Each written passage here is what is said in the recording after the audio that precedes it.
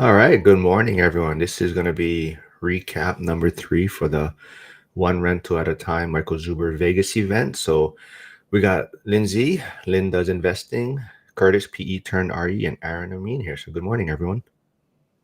Good Morning. morning. Yeah, have you guys all recovered yet from Vegas? How you guys doing? I've got No? some compounded exhaustion. I think I'm getting sick. I was Oh, in a bit of a sprint leading up to that. I don't regret it one bit, but I'm definitely feeling some of the after effects. yeah, it was a fun time, long weekend. This was you guys are all first time attendees.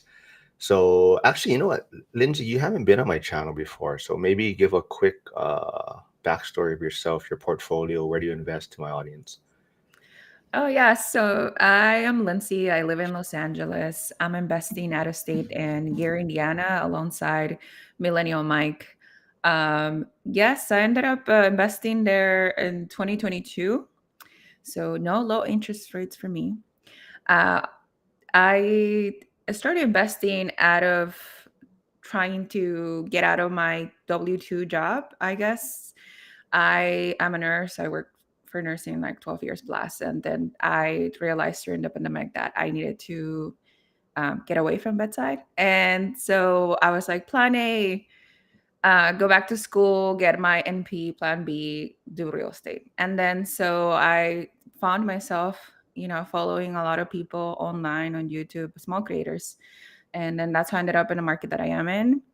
It's been over 2 years now, and I'm still learning a lot of things. But just last year, September, I found out about One Rental at a Time, and I started following, and I got to meet all of you guys. And then you're on the same journey. So here I am, and your channel. Cool. And you also have a YouTube channel. Actually, everyone here has a YouTube channel, so all of their links are posted at the beginning of the chat. So go subscribe, please, and check them out. But yeah, so Aaron, maybe, and it looks like there's a comment for you. Chester actually didn't get to meet you, he said, in Vegas. So maybe you guys can connect at year 3. So I guess actually, before we get ahead of ourselves, is that the plan? Like, what was your thoughts of the event, and will you probably be there for year 3? Is that directed to me? Yeah. Awesome. Well, Chester, we actually did sit down for a few minutes. We got a few minutes at the lunch table, but we could always stand for more. I will say, yeah. So definitely, I would say as of right now, planning on year 3.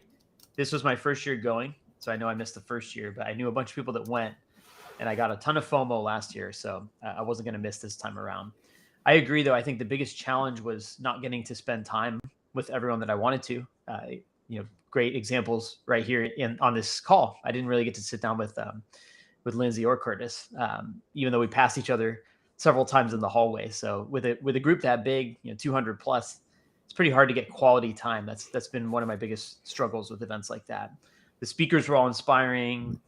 I thought Zuber did a great job. Just he's built such an incredible community of people who really enjoy each other's company and are willing to go out of the way to support each other. So that part is amazing, but there's not enough time in those 2 days to really get quality time with every single person. That's one of the biggest areas of opportunity in my mind. But all in all, I love the weekend and definitely, as of now, plan to go to year 3. Awesome. Yeah. So I probably gave you a hard time too for not coming to year 1. But so Curtis, what about you? What was your takeaways? What was your motivation? Or what were you expecting getting out of the event? Yeah, I also was not at year 1. I wasn't bullied into going though, like some people.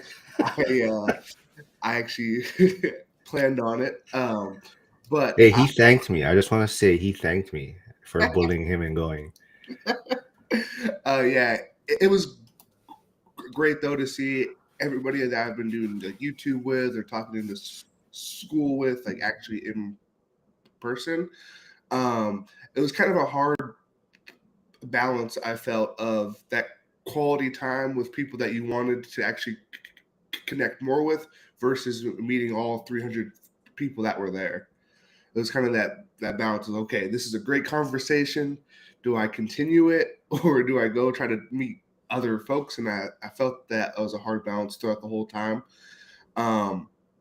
But if there is a year 3, I definitely will plan on being there again. What do you mean if there is a year three? So it sounds like Zuber has confirmed year three is on. It's the same weekend. So what we're trying to do is kind of fill everyone in about the event and maybe what they miss, what are takeaways, maybe recommendations. But like for you, Lindsay, also this was your first time there. What was your expectations going in? I don't think I had an expectation. I was just excited to see everybody that I've been chatting online and talking to on Friday Zoom calls and just seeing everybody in person because I feel like in my regular life, I don't have anybody that I talk to about real estate. So you're it. Like all of you guys are it. And so I was just more excited about meeting everybody and then seeing everybody get together. And that's what I experienced. So And I'm not sure if this is your first time meeting Jen in person, but she's like your biggest fan now. You two are like partners in crime, but Jen is promoting for you to get into the podcast studio room next year. So hopefully that can happen because fortunately I was able to do an interview with Dana last year from Hemlane and also was able to do a couple of things in there. And actually Curtis and Aaron both were in there with me. So it is fun. It's cool to be in a real studio, but it's a lot different. But yeah, so as far as maybe the event itself, was there any takeaway moments for you folks as a speaker that kind of related to you? So maybe Curtis, you can start off with that. Yeah, I was really excited for the two couples that talked, Mr. and Mrs. Lumberjack and PTO for Life. I feel like in the investing world, the real life parts aren't always integrated in, right? Like your other half or kind of how you manage that type of relationship. And so I was really intrigued to hear the good, bad, and ugly of how that went.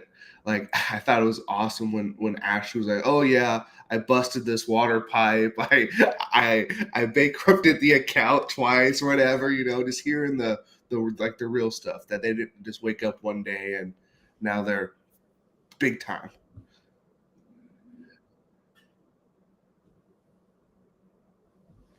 Jen is very happy about having other lady investors in the space. So she's always pushing for Lindsay to do more things. But we also got Frank here. Morning, Frank. Thanks for stopping by. Unfortunately, the big fella wasn't able to attend this year's event. He had to cancel last minute. So I think we're making him very sad by all we of missed us. you, Frank. Yeah, Curtis is wearing the shirt that you were promoting and selling, and hopefully we can get to that maybe 100 shirt sales and still donate the money to the Blind Center for next year's event.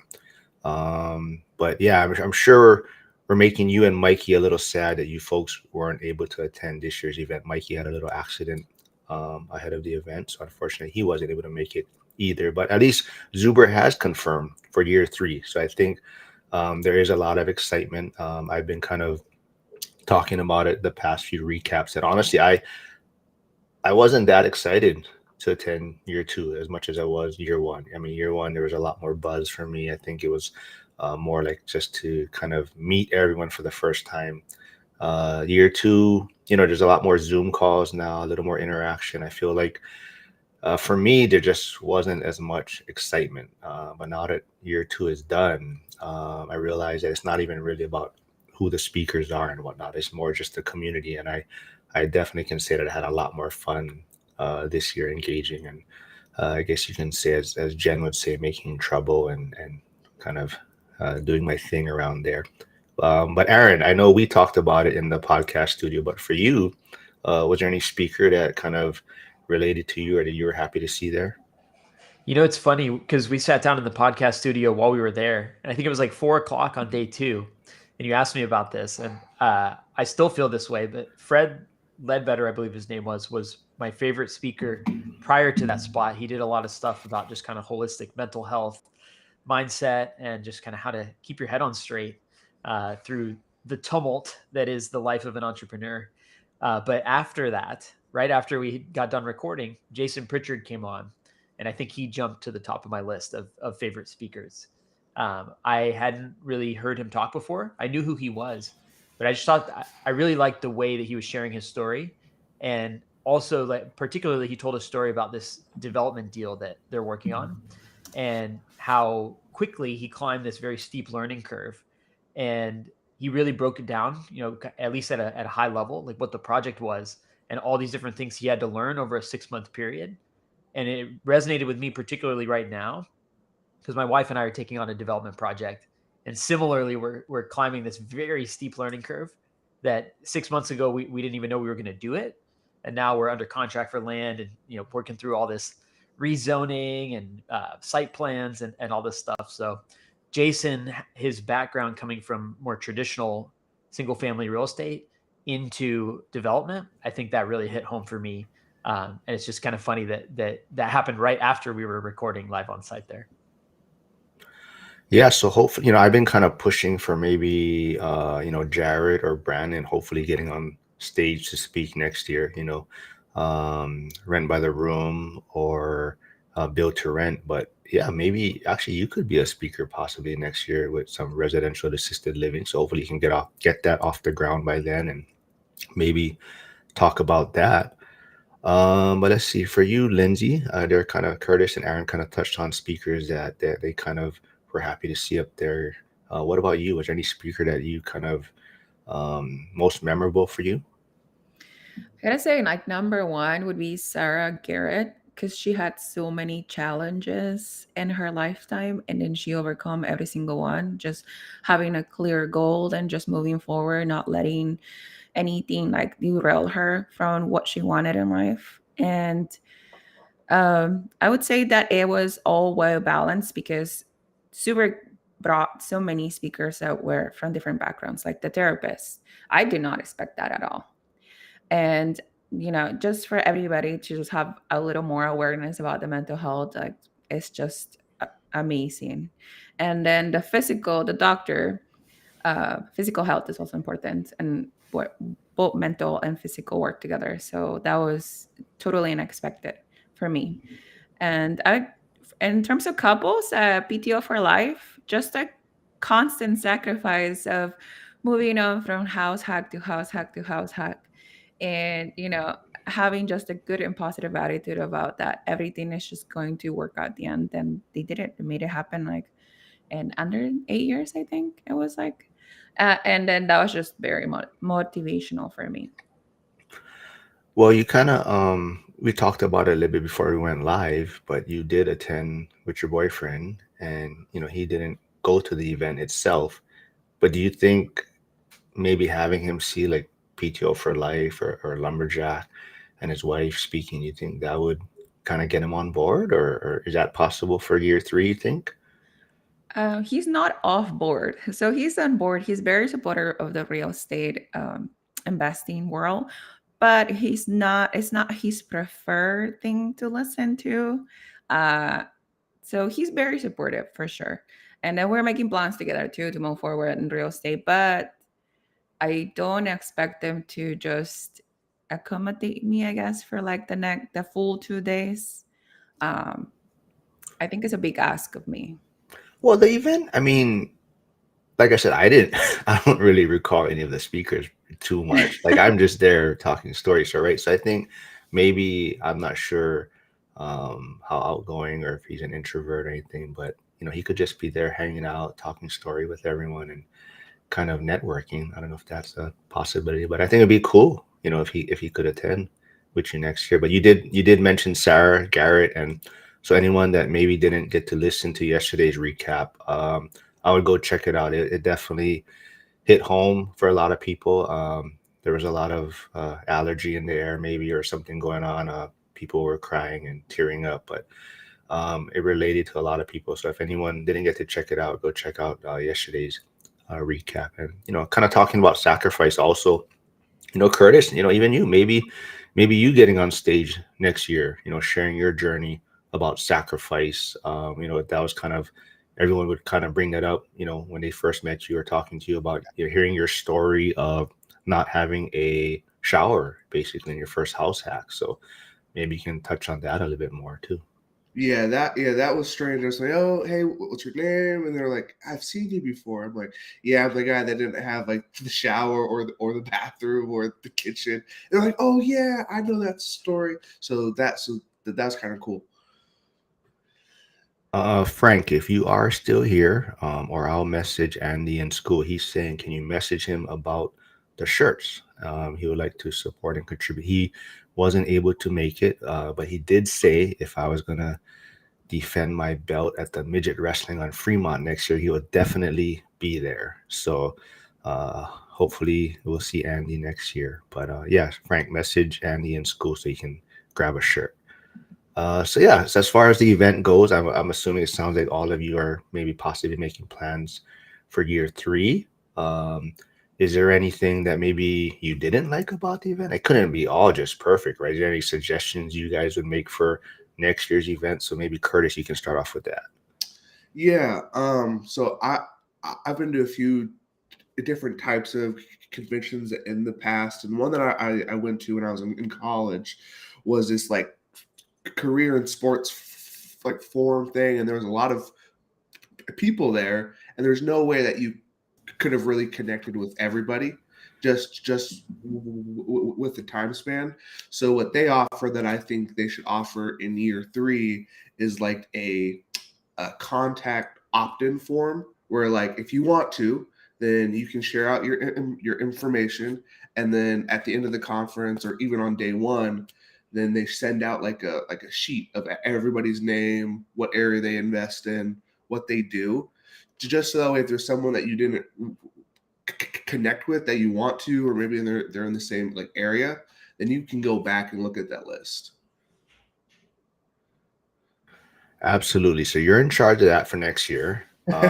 So a couple other things people did mention was so like year one, the big thing was the seats were very uncomfortable for a lot of people. They mentioned that Zuber did try to address that for year two. I believe he rented or purchased cushions for the seats.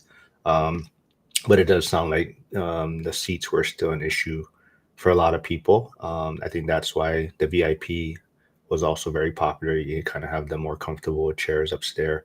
But somebody did mention too. I mean, if you're sitting down for that long, I think any chair is going to kind of be uncomfortable. So maybe a little more time to walk around or breaks in between presenters to kind of just get up and move around and talk a little bit more. Um, oh, where did Curtis go? But what about you, Aaron? Any suggestions or thoughts on how the event went? Yeah, I want to double down on what Curtis said. I think maybe even just a little bit of pre-planning and like it could be a virtual happy hour, it could be a directory that shows everyone who's attending and like maybe one line about what they're focused on so that you can reach out to people ahead of time.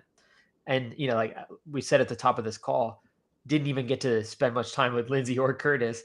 Here we are now having a conversation, but it's crazy to kind of get in a room. I know how much we have in common, but we just like simply the number of minutes and hours in a day while we were there, it just flies by so fast. So I think some type of like preview, a list of attendees, way to reach out to them, and then way to stay in touch with them if you didn't get to meet during the event.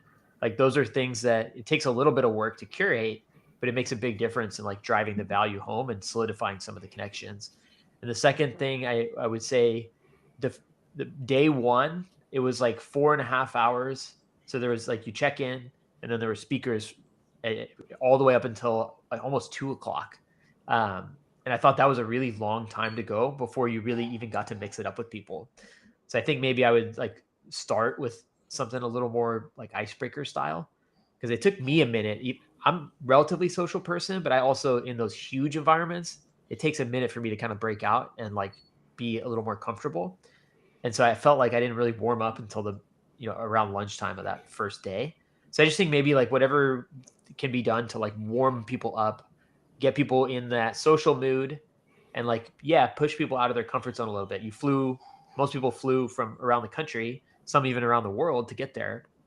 And it's just, it's crazy how fast the time goes. So it's like, how can you make the most of what you have? And then even after the event too, like, um, there's so many people that I know that I wanted to connect with that I'm now having like, yeah, back channel DMs like, hey, I didn't get to connect with you here. Like, let's set up some time. soon, like it's kind of left to the individual to do that or not. Maybe a little more support from the community directly on that would be great. Yeah, all good points. Frank says he's hoping to connect with Lindsay soon, even though he's not a female, he said. But he said you're doing great things and would love, you have a lot of knowledge and would love to learn from you. So yeah, like I think, I don't know if I mentioned it, but if you are in school, Lindsay is one of the, I guess, co-hosts, she said, of the out of state accountability group. So go check that out on Fridays. But yeah, so I think Lindsay, what about you? Any suggestions for next year's event, or likes, dislikes? I really like what Curtis said about the, just have that contact information for people. And it could be just as easy as a Google form that everybody fills when they're getting that invitation. Like, are you willing to be contacted after or before the event? And then it could be just like your Instagram handle that you want to be contacted through with. It doesn't have to be like a personal information. Um, I don't agree with the chairs being uncomfortable. I just think that it was just a long time that you guys are sitting down, and nobody's meant to be sitting down that long.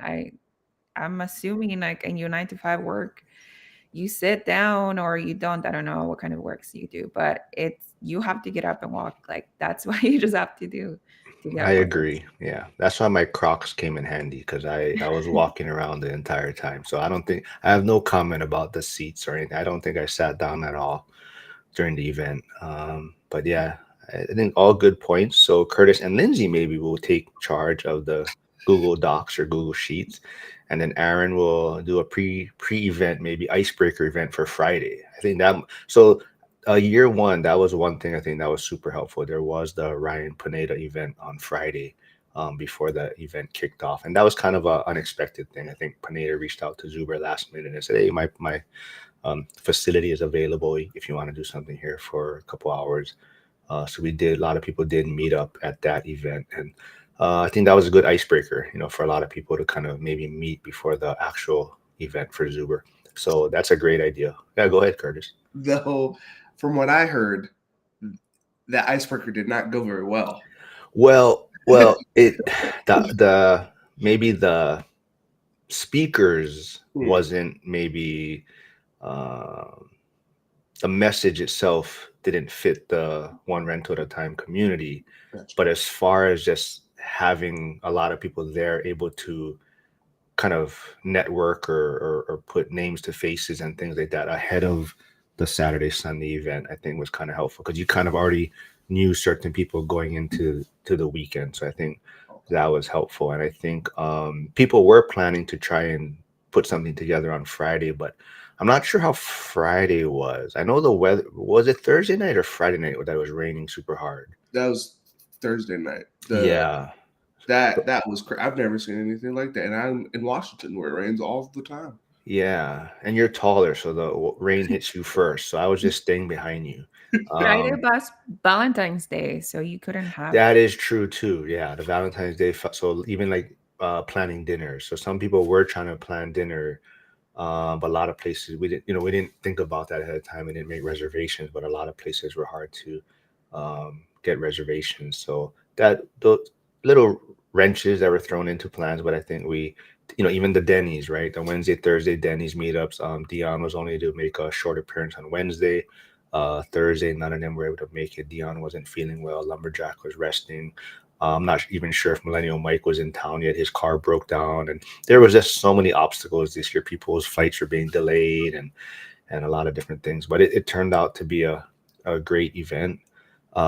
Before we move on, let's see. Buzzed. Oh, okay. Well, I don't know if we want to dig into this right now, but could you share any favorite behind the scenes moment you had? Denny, side conversation outside the event thing. So I don't know who wants to start with this one. Aaron, maybe? Sure. Yeah. So I didn't get to participate in as many of the social outings outside of the event as I would have liked, but I'm really grateful that on the final night, I had a red eye flight on Sunday night. And so I got to have dinner with Jared and his wife, Kobe, uh, John Morris, and Shane. And that was really cool. We sat down and we were there for like 2 hours.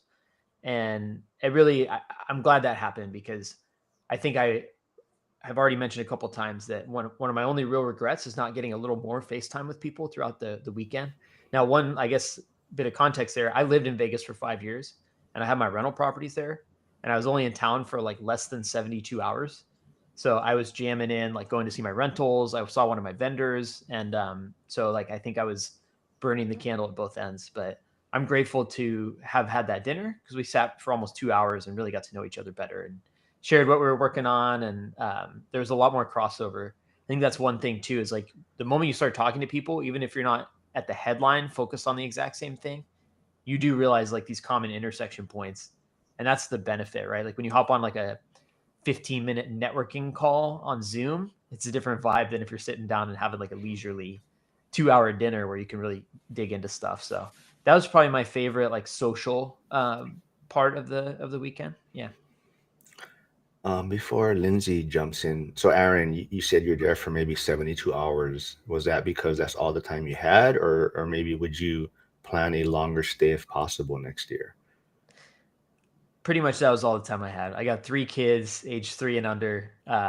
We patched together as much help from family and babysitting as we could, but pretty hard to leave for too much longer with what I have at home. Cool. Yeah. So that was from year one. I think I arrived late Thursday, I believe, and left early Monday. So this time I arrived on Wednesday afternoon, left Tuesday morning. And even then, I felt I might try to extend it a little bit longer next year if possible. But I think that was maybe right about the decent amount of time, good enough time to do a lot of things and have a lot of fun and get a little bit rest, I guess, maybe. But for you, Lindsay, was there any kind of behind the scenes moment, any interesting things that went on? I didn't get to participate in any of the social events either. Like I arrived Friday night and then I left Sunday night. And I, have to come back to my W-2. So worked Friday, worked Monday. So I didn't really have enough time. But I do think that next year I would be wanting to stay a little bit longer, maybe take a couple of days off vacation for the actual event. But I did enjoy just meeting everybody that I talked to. Like Jen, obviously, I love you. I enjoyed having time with you. And just networking, like those 2 hours that we had with lunch, I talked to a bunch of people that were from all parts of the country and then how they found out super. There was a good mix of people that were not in school as well. And they joined school because of this conference. So I that was my favorite part, I would say. Watch out, Jen's gonna get you in trouble next year. If you spend more time, Jen's gonna get you in trouble. So Curtis, I know Curtis has some behind the scenes moment, side converse. We hung out quite a bit. So Yeah. anything you got to share, man? Yeah. There's a lot of good times to be had. I guess I'll start with the Denny's because I wasn't really sure what to expect then. One, I was nervous when our Uber driver said, "Yeah, it was out in the hood." I was like, "Oh boy, okay." And so we had an Uber out there, and I was like, "Okay, who's gonna really be here? Is it just gonna be me, Mark, and Dion? Like, what's this gonna really be?" But there was like 33 people there, like, and people that weren't in school or maybe that I haven't really interacted here on the lives yet, and so that was really cool, just knowing that the hype was there and then actually seeing people show up for that was really cool. And then Wait, let's stop real quick. So that was a common theme. Everybody that showed up to Denny's that first night, their Uber drivers like, do you guys know where you're going? And you guys are like going to the hood. So we are gonna make a stand for next year that we have made a decision that Denny's is moving to Fremont. That the Denny's on Fremont. So that's our stand. But I also think I got the same. Dion wasn't feeling well. He did make a little appearance on Wednesday, but I think he also realized. I mean, I know a lot of people are there to speak with him and learn from him and see him, but I think what he saw was that he's not really needed there.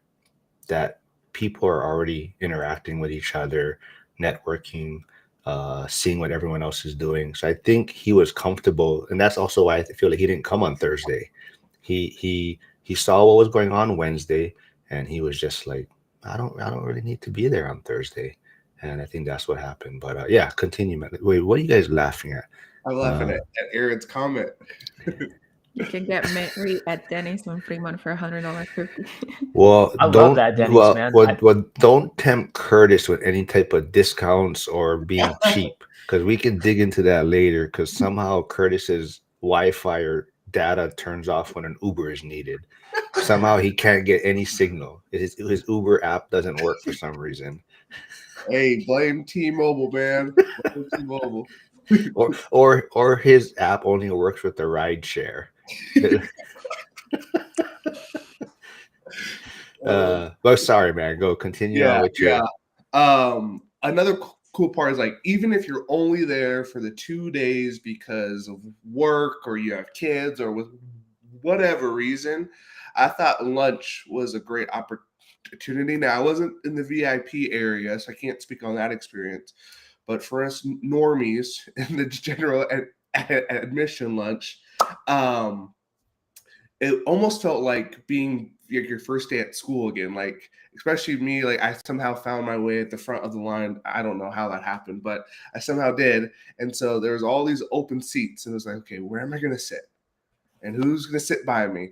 And I got to sit by some really cool, awesome folks that aren't in school, I've never connected with. And just hearing their stories was like, wow, I don't know where else I would have got that connection or to hear what is happening in their lives. Yeah, Rusty's laughing about your Wi-Fi, Curtis. But Jen has a good. We're okay to say. I know Aaron, you're VIP, right? Aaron was VIP. Lindsay, were you VIP? I forget. So Lindsay and Curtis, would you guys consider doing VIP next year? You can be honest. No, probably not. Now, I don't know what comes with it, but probably not worth the extra couple $100 that I could spend on the trip while I'm there. The budget is tight. Yeah, Well, it is a budget question for me too. I'm taking off time off work and expending an additional few $100s. But I felt like most of the VIP people were downstairs most of the time, and a lot of people that were upstairs did complain about the screens, not being able to see the speakers very well. But yeah, all great points. So I think that was something that did come up quite a bit, was the screens, not being able to see the slides from presenters, people hoping that maybe they could somehow get screens upstairs. But yeah, that's also another thing. Maybe we could get like almost like a notebook. Whatever the presenters are presenting, it can be in a notebook, passed out, when you check in or whatnot, and even a notebook to take notes while you're attending the event. So I know Chester would make great use of the notebook and using that. So he might need two of them. But yeah, like you guys both mentioned, the VIP, honestly, I just felt more obligated to purchase it just to support. But as far as, like you're saying, even like after year one, what I noticed was, yeah, a lot of the speakers were still available to network with and ask questions. So as far as having lunch with them, it wasn't that big of a deal. But I felt a little more obligated just to support and whatnot. And Rusty, yeah, don't worry, Rusty. A lot of people snuck into the VIP a couple times. And then, yeah, Jen's making trouble again. Jen does have a question. Let's see. Maybe Lindsay, you can start with any specific speaker you'd like to hear speak next year. I would like to hear Jen and Kenny. That's a good one. Yeah, I like that. That's a great one. I mean, I don't know if Jen will be able to fit it all in an hour time slot, but I'm sure Jen will do great up there. Yeah, that's a good one. Maybe we can pull that off. What about you, Curtis? I think his last name was Pratt. He invests in South Bend, and him and his wife homeschool their 3 kids or something like that. And they never made more than 50,000, but when he got fired from his W-2, he was okay because they had enough from their rentals and stuff. And so I thought that story was pretty inspiring. It was kind of on theme.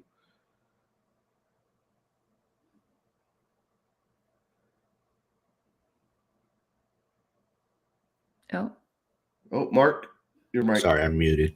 There's a second for Jen and Kenny, so maybe we can push for that to happen.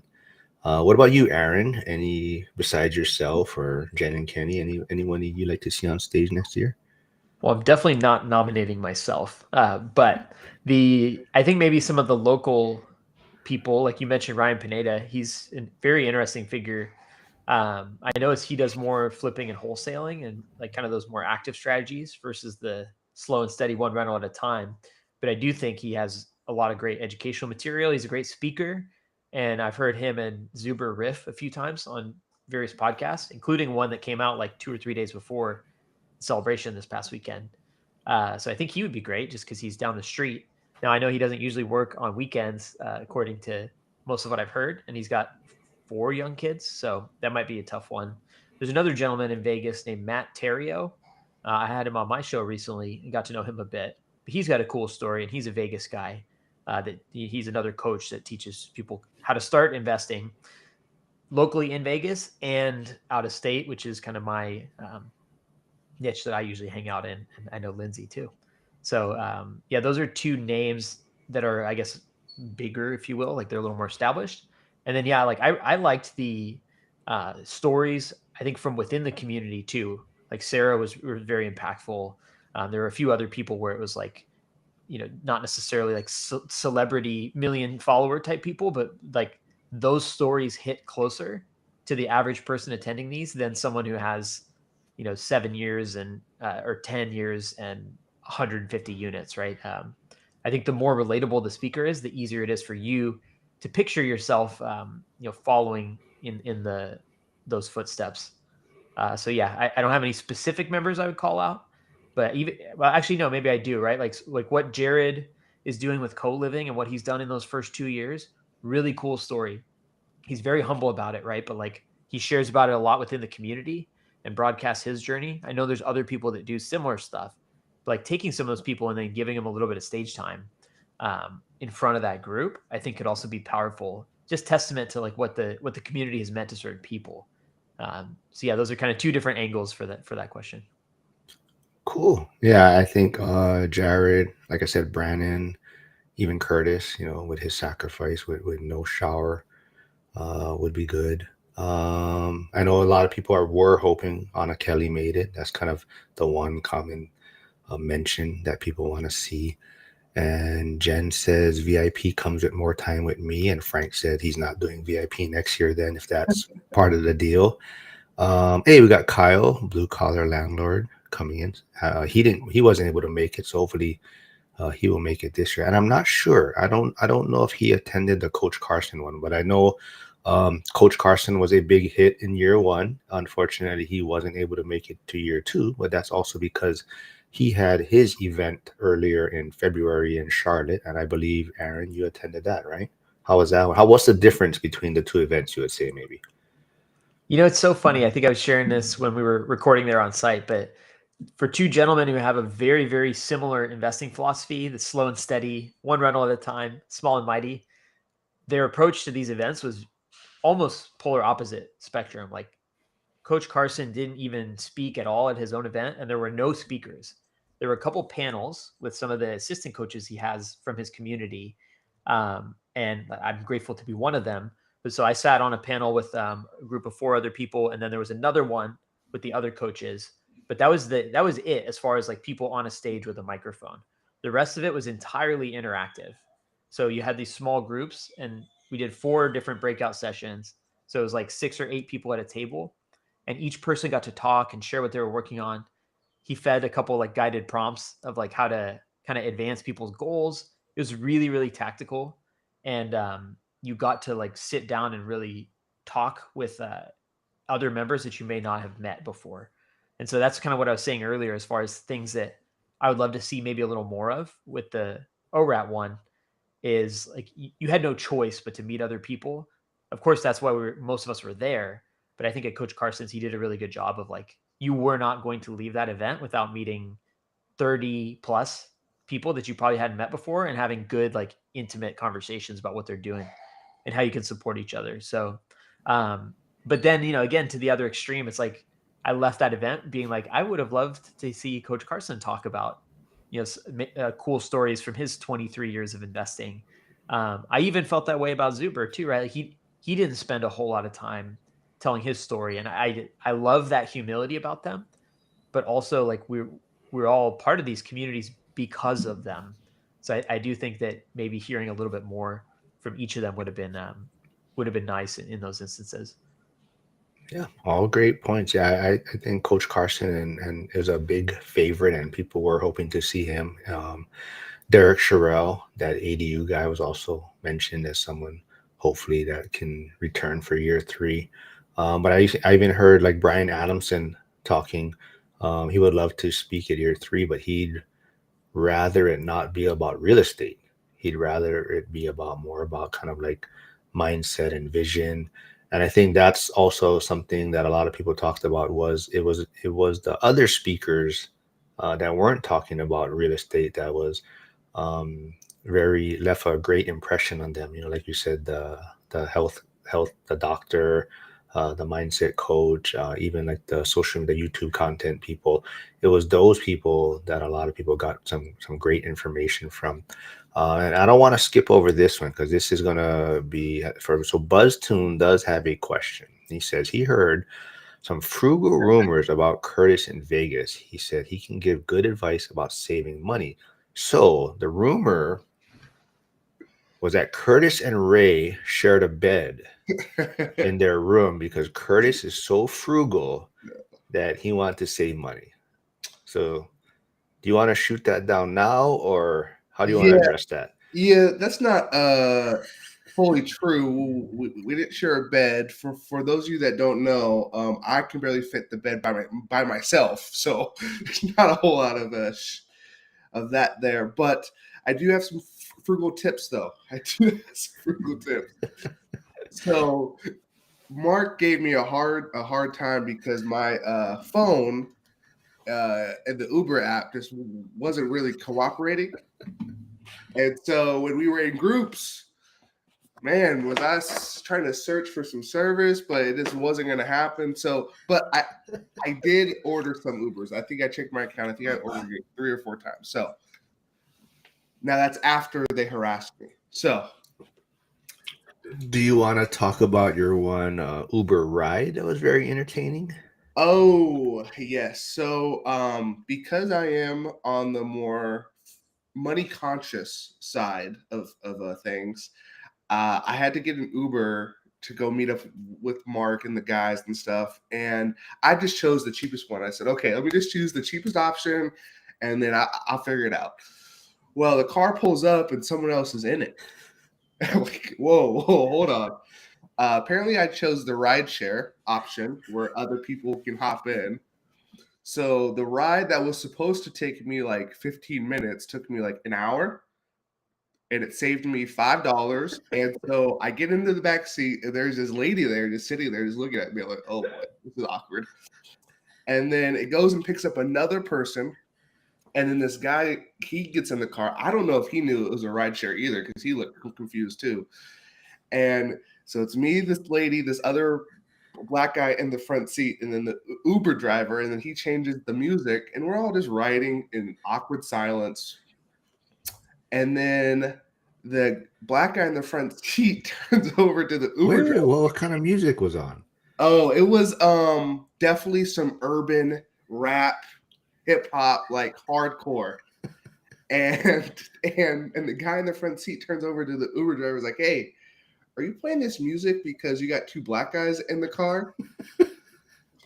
And and the Uber driver, like I don't know if he spoke English or he didn't speak English, but he for sure acted like he did not, because he acted like he did not know what was happening, and then just continued to drive.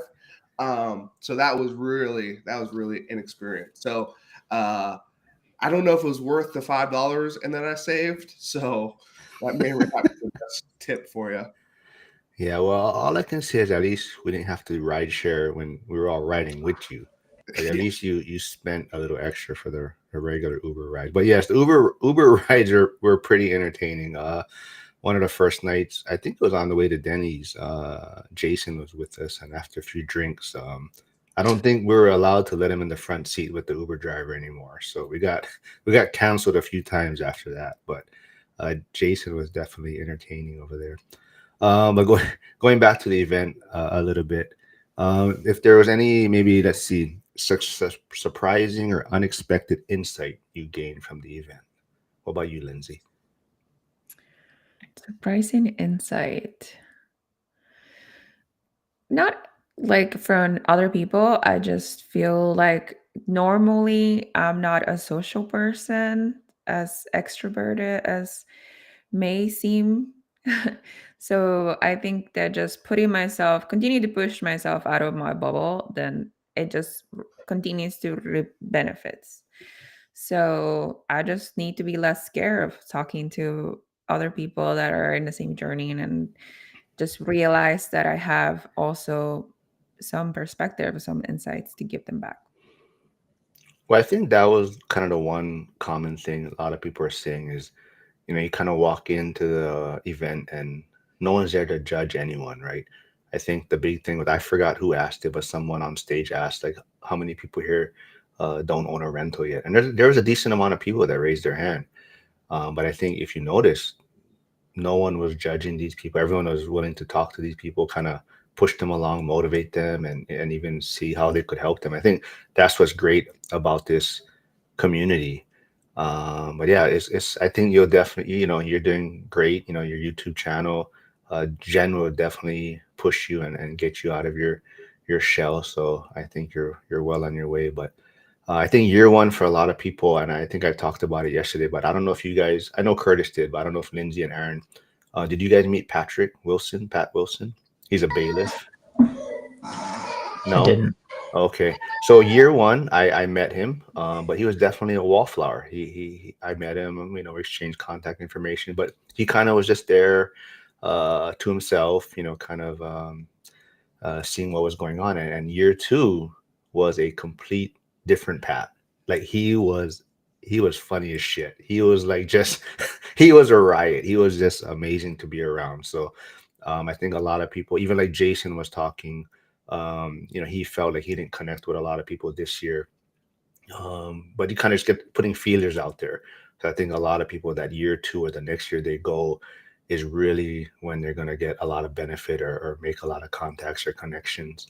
But yeah, for you, Aaron, was there any kind of maybe like I said, it's a surprising or unexpected thing from the event for you? Yeah, I mean, honestly, that was the first time I had heard from most of those speakers. Like, so I learned a lot about people's stories that I didn't know before.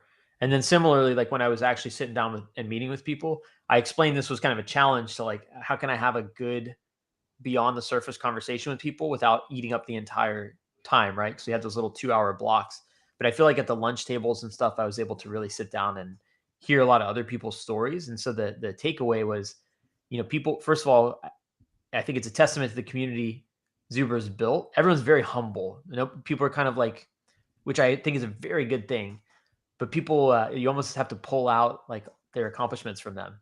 Uh, and when you do, though, you realize like everyone's doing really cool stuff. And even people who don't have their first deal yet, the fact that they took time and money and energy to go spend a weekend in a room like that, I'm inspired by the other people that were in that room because I think everyone's doing cool stuff. And I also see like some of the little tweaks of confidence that people have too when they get out there and I think we can probably all relate to the idea of if you have some of these conversations in a room with your friends from a previous chapter of your life or maybe family members, they look at you like you're crazy. Um, and when you get in a room like that, it's like, no, we can just kind of be ourselves and talk about something that we're passionate about. And so I think just watching people open up throughout the weekend too, and like I feel like most people felt differently in a good way at the end of Sunday night than they did when they started on Saturday.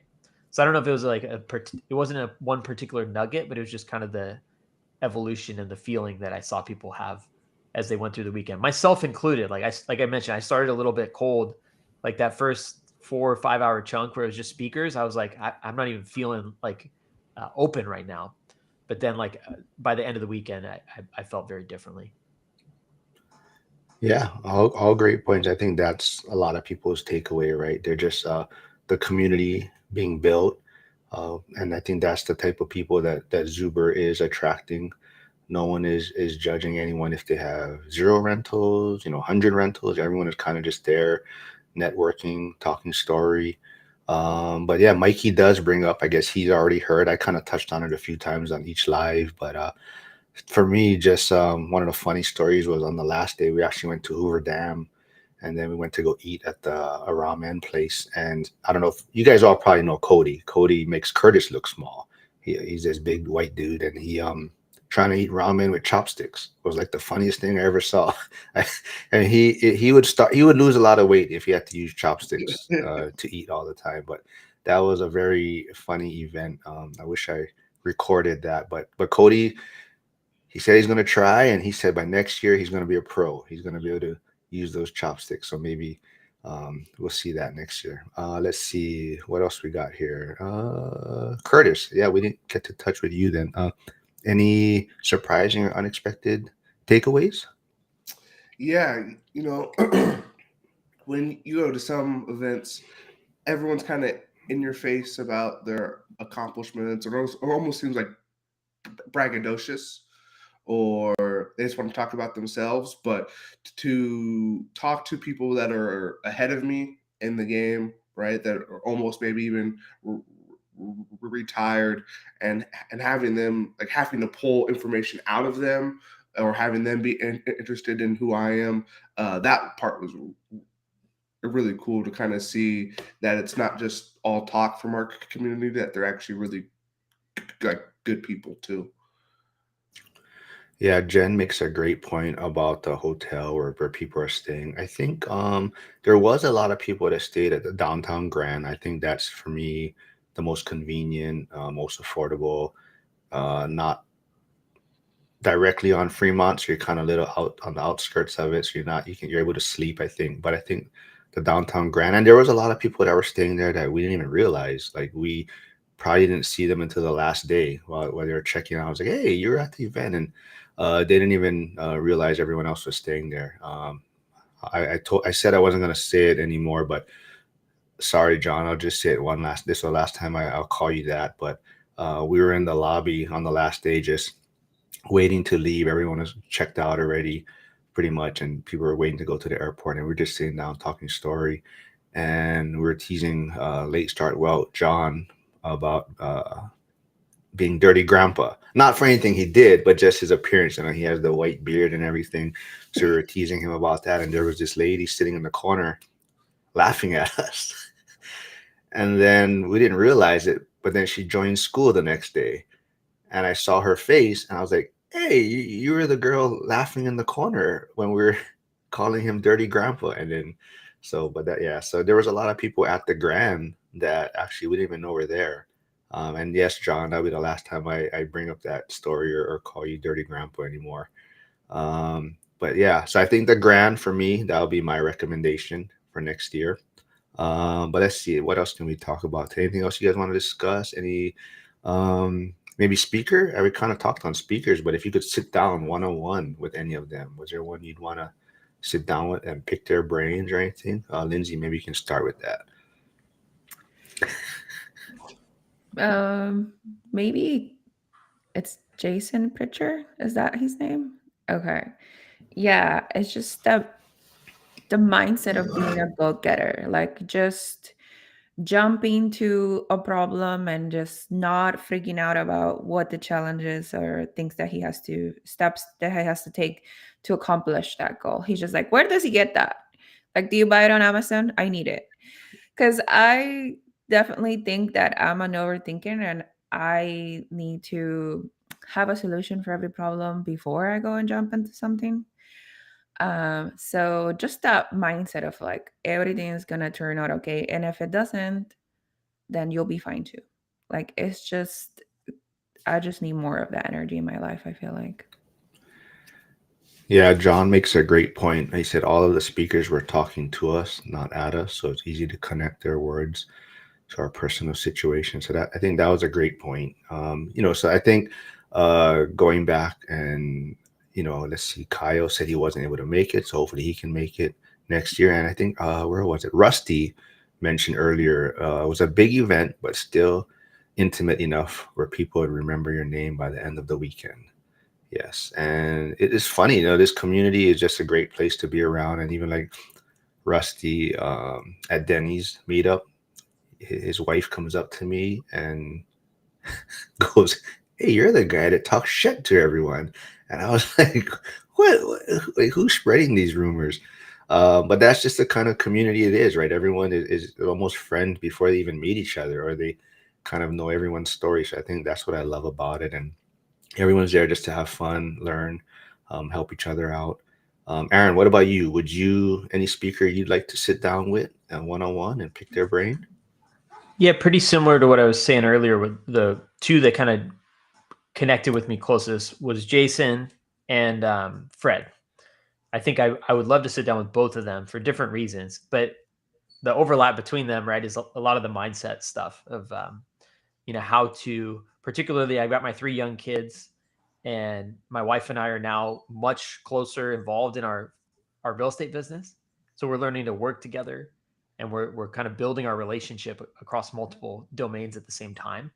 And I thought a lot of the stuff Fred said about how to, stay emotionally centered and balanced throughout the challenges that come with that.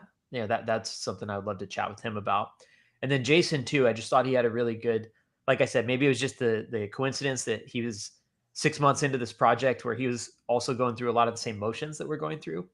But I just thought that really connected with me. And he's also a coach, and I'm a coach, and I love working with other people, and I also love working with other coaches, like being coached. Um, so I feel like I connected with his story on multiple levels, from the real estate to the actual kind of way he approaches, personal development and all that stuff. So those are probably the two. But honestly, any one of the people that was on stage had incredible stories and a lot of value to give. So I wouldn't be sad at all to get a chance to chat in greater detail with any of them. Yeah, I think like I said, a lot of people, it was the non-real estate related speakers that had an impact on them. And I think somebody mentioned that maybe yesterday. As far as real estate goes, there's only so much you can really talk about, I guess, per se in real estate. But it's these other factors, life factors, community type things. It was super important, and those speakers really kind of resonated with a lot of people, left a lasting impression. And hey, John is here, Deconstructing Dreams. Go check out his YouTube channel. So I connected with John for the first time because I always give him shit. He didn't make it to year 1 because he was in Vietnam, I believe, with his wife. But we did get to connect, and he's the one that got me into a lot of trouble, making a lot of noise. So going back, that was something that people, I don't know if they were complaining about, but they didn't like how much talking that was going on in the background. And some people said if somehow we could maybe push those people into the further back into the event center because it was kind of distracting. So Jen did yell at me a few times about uh, making too much noise in the back. Um, and I did do an interview with John, so that'll be coming out soon and hearing his story. It's a great story about someone that starting at a later age, I guess you would say, but he's doing some cool stuff in Reno. So look for that one. But old guy RAI also mentioned sometimes we worry too much about what might happen, and when it doesn't happen, we've wasted that worry time. So yeah. So Frank, we did miss you. Hopefully, you'll be able to attend year 3. Oh, John put his channel down there. So thanks, man. So go subscribe, go check it out. But yeah. So Curtis, what about you? Any speaker you would want to sit down with, pick their brain? Yeah, I thought the lumberjack was great, especially since he did the house hack thing. The first one with like the condo, that was a flop, right? Like the special assessment he got hit with, and how he kind of house hacked 9 or 8 times or whatever. So just kind of how it kind of aligns with what I'm trying to do. and he had kids later in life, and if I choose to have kids, that's kind of what I want to do too. So our paths kind of align well. Sorry, I was just messaging Lars. So, just bringing up Lars. So he got a lot out of the event. Yeah, Aaron, you can don't worry about it, man. Lars brought his wife with him in hopes of kind of getting her a little more on board. So I think Zuber has touched on that. That he's trying to focus on couples and getting maybe the partnership or teamwork going. And Lars brought his wife, and it sounds like she is a little more wanting to get involved. And Lars is also looks like he's going to pivot from Delaware, and he's looking like he's going to start investing in Pittsburgh. So he is reaching out to some of the people in the market that me and Mikey invest in. But yeah, Lars messaged me later. But before Aaron has to jump off, I know he has to go soon. But BuzzTune says, let's see. Agreed. Remote Real Estate Academy with Aaron and Nathan is an awesome resource. So, yeah, so before you have to hop off, then Aaron, why don't you maybe touch on that? I know that's something you guys are working on. So before you leave, maybe give the people here a little bit backstory on that. Yeah, I appreciate that. I know we got a couple members of my community here that are tuning into the stream, but the Nathan that he's mentioning is my business partner, Nathan Murith, who's a fellow ORAAT member. He actually went to year 1, but not year 2. And I went to year 2, but not year 1. But yeah, we built an academy called the Remote Real Estate Academy. Our primary kind of audience is people who work full time and they want to build a portfolio anywhere in the country, usually while balancing a full-time job or family. Nathan and I both have young kids, and we both invest out of state. Each of our closest rentals is over 1,000 miles away at this point. So we kind of deconstructed what worked for us and what didn't work, and then spelled it out into one clear path to help people buy their first or next rental property. And beyond that course, we're also building a community. And so we got people in there, engaging with each other, supporting each other. Actually, Kyle, shout out. He's tuning in right now. He started helping run a small mastermind group. So there's 4 people that are meeting weekly now and working on their goals and keeping each other accountable. So it's this really nice ecosystem that we've built. And, it's really only as strong as the community of members inside it. And so I'm grateful to the folks who are part of it that are also part of ORAAT. I have a lot of fun with it, and it's probably the thing I'm most passionate about these days. So appreciate you letting me plug. Yeah, man. So I'm not sure. The link is down here.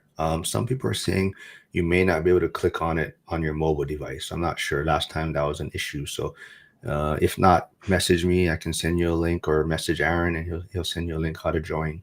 But it's always fun having you. So if you ever have to bounce, just bounce. But thanks for I coming appreciate on. it. I gotta bail my wife out. She's been watching the kids, but we are woefully outnumbered. So let me do my duty as a husband and a father. But it was real fun jamming with you guys. I appreciate it.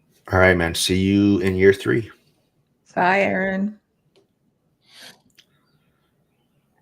All right. Is there anything else you guys want to? I got time. I don't know if you guys have to go, but if you guys want to talk about what you're working on, maybe how you're going to plan for year 3, anything you'd rather do better going into the event, or some Chester was talking yesterday. He'd like to maybe set up like a goal sheet for everyone, so that when they attend for year 3, can kind of be held accountable to maybe see if they accomplished in 1 year's time what they are trying to work on. What do you guys think about that? Yeah, that sounds like something that we should share in school too. A goal sheet. I have a question. I don't know if any of you guys know. When the therapist, coach, counselor started his presentation, he mentioned that there was an incident that happened in year 1 with Ryan Pineda, I guess. That's why he said it. That he had said something back to him when, I guess, a lot of people from one rental at a time were mingling with Michael Suber and Ryan Pineda. And I wanted to know what was the incident that got him invited to talk at year 2. Ooh, well, Curtis wasn't there in year one, but I think he's probably heard some of the stories or maybe people's thoughts. I did not, like I said, I honestly I haven't had a chance to really listen to year two event. I didn't really pay too much attention to a lot of the speakers. I don't know exactly what he said, but my kind of takeaway from year one, the Pineda event, and then what I've heard is, and my experience being there was kind of just that it wasn't the message that the ORAT community is kind of about, I guess. So if anyone knows Pineda, he kind of, I don't know if it's the right way to put it, but he's a hustler. He's a entrepreneur. He was more like a house flipper, wholesaler, and that's kind of how his business started. So I think it wasn't like an actual presentation. He was offering the facility for Zuber to use, and since Zuber was using it, he figured, I'll just come and speak for a little while, since he had the opportunity. And so I don't think it was a planned thing. He was actually like golfing, in the earlier in the day, so he kind of he showed up kind of late, and he just kind of popped in. And it's kind of, as we talk about as investors, right? Knowing your avatar, knowing what your strategy kind of is. And I don't think Pineda knew his audience in a sense, right? He didn't know who he was really speaking to or speaking with. So he kind of came in and maybe just used the message that he always goes with for all his presentations. And that message really didn't resonate with the audience, I think. And I think that kind of left some people maybe uncomfortable in a way, just like, this is not what I'm here for, kind of thing. But as far as, I think it kind of also might have set the tone for the event, or even brought the community closer, because it was kind of like Pineda presented it this way, and everyone was kind of like, oh, that didn't resonate with me. That's not what I'm here for. And then it kind of just almost built a stronger bond, I think, where the one rental at a time community kind of was like, oh, that's not our message, right? That's not our kind of tribe in a sense. So I think in some way it might have strengthened the community and the type of people that it attracts, right? So our old guy REI, yes, trying to get me canceled, but he said I wouldn't watch Pineda speak. Um, but for those, plus I think he has the colored hair and all that type of stuff. So like old guys like Frank probably don't care for that type of stuff. So but yeah, I mean, I respect the hustle from Ryan Pineda. Like, he's definitely good at what he does. But I think just for the community that Zuber's building, it's just a different message. Yeah. Yeah. Oh, what do you guys think of the keynote for this year of Graham and his tech guy? I was so embarrassed. I didn't know who Graham was. I had to like nudge the person next to her. I was like, is this a real estate guru I don't know about? And finally I was able to get to listen to him like when I came back from the event. So I am totally humbled by who he was afterwards. Oh man. Yeah, Graham, I think so I'm not sure. So I think, going back to the event a little bit more, so I think a lot of people that did attend year one, some of the things or reasons why they didn't attend year two was, one, that it was at the same venue, it was still in Vegas, and two, I think a lot of people felt that they weren't really sure who was speaking. I think, and that's one thing.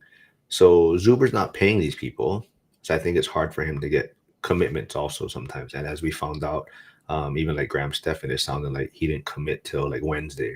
The event was Saturday. He didn't actually was able to commit until Wednesday, and so Zuber didn't even know that. So I think for a lot of people, it was the venue was at the same place, and the speakers were kind of under wraps for a little bit.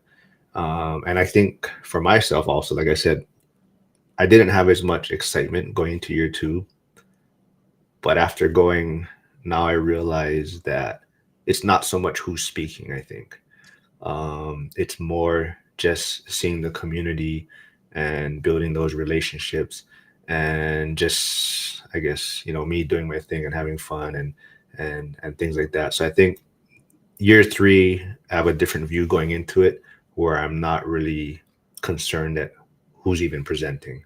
I'm sure they're going to be great presenters. It's just for me myself, it's more just I'm just going to keep building on what I built on the first 2 years, and seeing new faces and seeing old faces and whatnot. Yeah, I fully agree. Is that it's not about who's speaking; it's about who's in the room. You're more paying for the, or at least in my view, I'm more paying for the experience to be around uh, like-minded folks, friends, than and necessarily the speakers. Yeah, Frank and Mikey are having withdrawal. They're like checking the site. They said to order tickets already. So if anyone doesn't know, Mikey unfortunately broke his collarbone on Sunday, I believe, before the event. So Mikey is not allowed to do any extracurricular activities 1 month before next year's event, so he doesn't get hurt or anything. So he was riding his bike, and he hopped the curb, I believe, and his front wheel got stuck, and he went flying over the handlebar. Um, but let's see, I agree. Let's see, Jen actually agrees with me on something. I agree with Mark. It's not the speakers; it's a family reunion just to catch up and add value where you can. I'm amazed. Hmm. Yeah, I told Kenny, I don't know how he does it, man.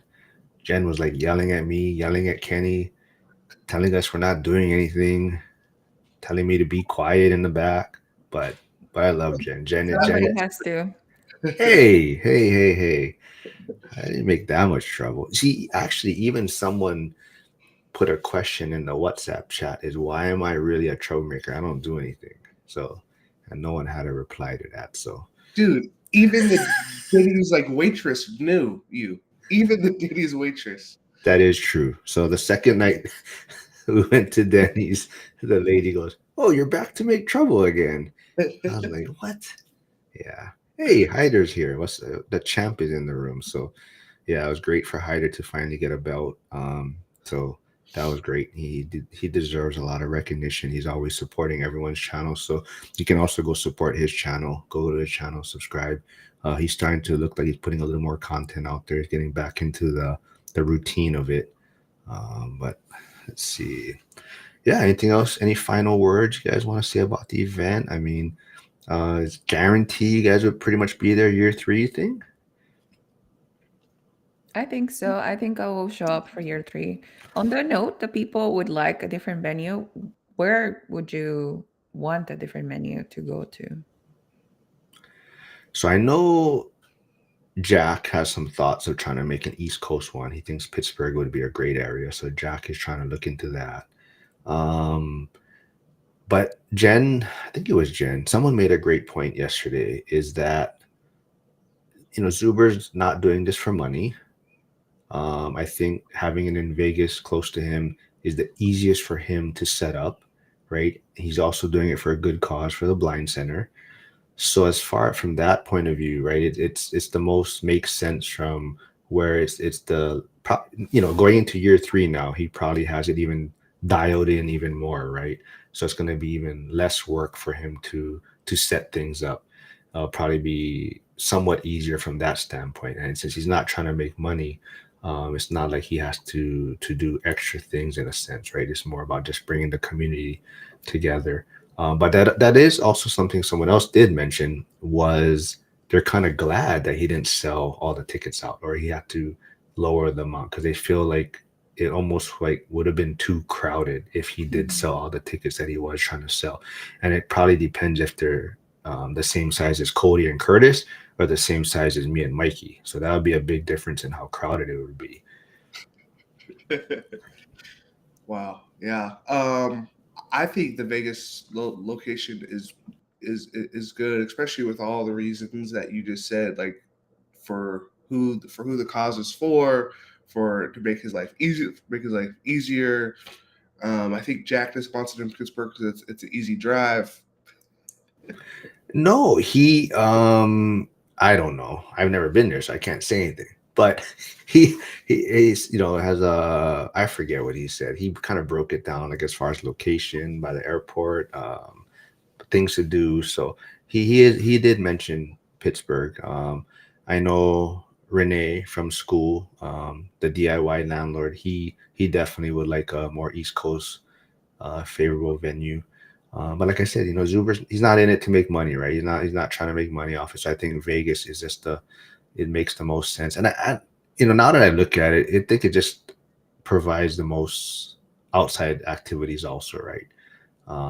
We kind of had a lot of stuff just to do, relax, eat, sit down, have a few drinks, coffee, whatnot. So I think Vegas does have a lot of things to offer. So yeah, I don't know. So anything else you guys want to wrap things up? Any suggestions for Zuber? I mean, I think it's all pretty positive feedback. I mean, are you guys gonna try and bully any people to show up next year? Like Curtis, Ray said I bullied him into showing up for year two, but like I said, Ray came up to me and said he's so grateful that I twisted his arm to show up. He was kind of hesitant to what to expect out of the event, and after his takeaway is that it's a family, it's a community, right? So he's super grateful that I kind of was on him for 1 year about not showing up for year one. So are you guys going to try and bring more people with you maybe next year? Yeah, I thought at least from my area, we were pretty well represented. There was actually a lot of folks from Tacoma FI there. Maybe if we get some more next year. I think that's always the goal, but we'll kind of see how that goes. Yeah, I think I have a couple friends that I can push for next year. Yeah, that'd be good. I think the more the merrier. I would like to. Hawaii is a far. Yeah, not well. It's far, but I mean it's a 6 hour flight, direct flight, so it's not too bad. But trying to get more people from Hawaii to show up. Late start well does say it could use some tweaks, but I think it's the best location until we truly outgrow it. Yeah, I'm definitely hoping to maybe even arrive a little bit earlier and stay a little bit later. And yes, I did wear Crocs, but what I do realize now is that because my Crocs fit just right, I'm not used to wearing them with socks. So my damn toes were uh, it's starting to hurt my toes with wearing socks in Vegas with my Crocs. So I might have to think about that. Size, let's say more like class 8.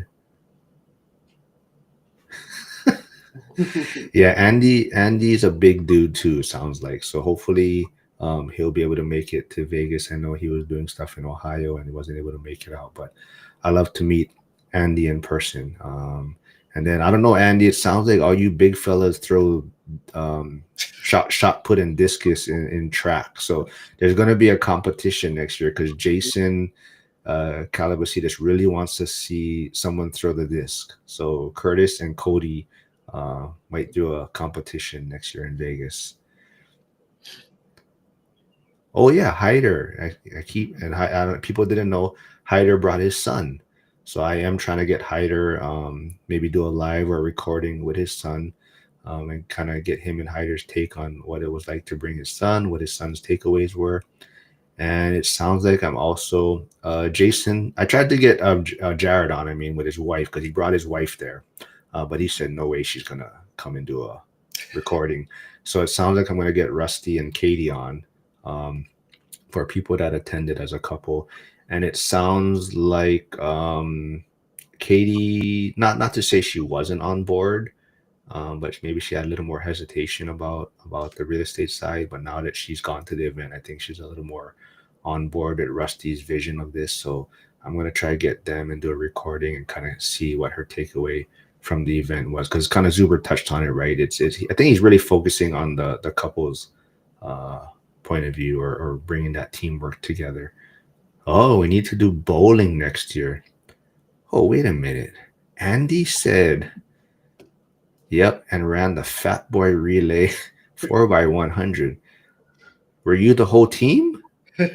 Nah. Oh man, because he sounds like he's like Cody's size from what I know. Well, it's only 100 meters, so it's not that far. I would say something else, but never mind. Yeah, I don't know if you guys got any final words. We can wrap things up. It was fun getting Lynn on for the first time doing her. So usually, we've been talking about it, going back and forth, but usually I try to bring people on, do an interview first before they do any live, so that people kind of have a backstory of them. But Jen said, get Lindsay on. She's trying to promote Lindsay, but Lindsay did great for her first time. This was her first live, she said. But yeah, I mean, we'll do an interview so people can know more about your story. Curtis has been on quite a bit, so everybody knows Curtis. Yeah, what I want to know is how did you tell your boyfriend about Gary, Indiana? How does that talk go? Huh. When I met him, I was already investing. So he kind of had to deal with it since the beginning. But he's enjoyed many of the trips. I mean, two of the trips that I've taken over there because you do have to fly into Chicago to go to Gary. So he likes the traveling around the real estate. And your biggest fan is logging off, Lindsay. So Jen says go and sing everyone, especially my girl Lindsay. So you guys seem to have formed a great bond in Vegas, and I think that's what it's all about, right? And I think it is great to see more women out there investing and coming to these events because as we probably noticed, I mean, a lot of it is a lot of males, a lot of men there, and it's cool to see what you folks are doing, and it's not just men investing. So it's good to get your folks' story out there. So yeah, we'll do an interview and get your story out there. And like I said, Lindsay does have a channel, so go. I'll put it in there again real quick, and I'll put Curtis's channel. But yeah, any final words for your fans out there while I'm putting these channels in there? No, but thank you for inviting me into this live. I had a lot of fun and I finally got to talk to Aaron, which I didn't in the conference. But thank you so much for hosting us. Yeah, thanks, Mark. Yeah, hold on. This is Curtis's channel, and I will put Lindsay's channel one last time. And yeah, I'm hoping that everyone will be there in Vegas again next year. I think it was a lot of fun. And I think, like I said, my biggest takeaway is, don't even be worried about who the speakers are. I think that was my concern at first, but now I realize that it's more just a community and hanging out with everyone and seeing what everyone's doing and all just kind of growing together. I mean, so that's my biggest takeaway. Uh, all right. Well, Andy, hopefully you will be there next year. Hey, Trade Better's here. Sorry you have to hop off. So even like Harrison, he has a 3-week-old baby, I believe. His wife just gave birth, and he was able to still make it. It's Valentine's Day weekend, so I'm sure it was hard for him to leave home, but he got the pass for the week, and yeah, so maybe next year Harrison will make it a family thing. I'm not sure, but yeah, thanks everyone for doing this, and we'll get Lindsay on an interview, and Curtis, I'll get you on a live again, and we'll talk more about the backstories and the trouble you and Ray got into. All right, thanks everyone. Bye.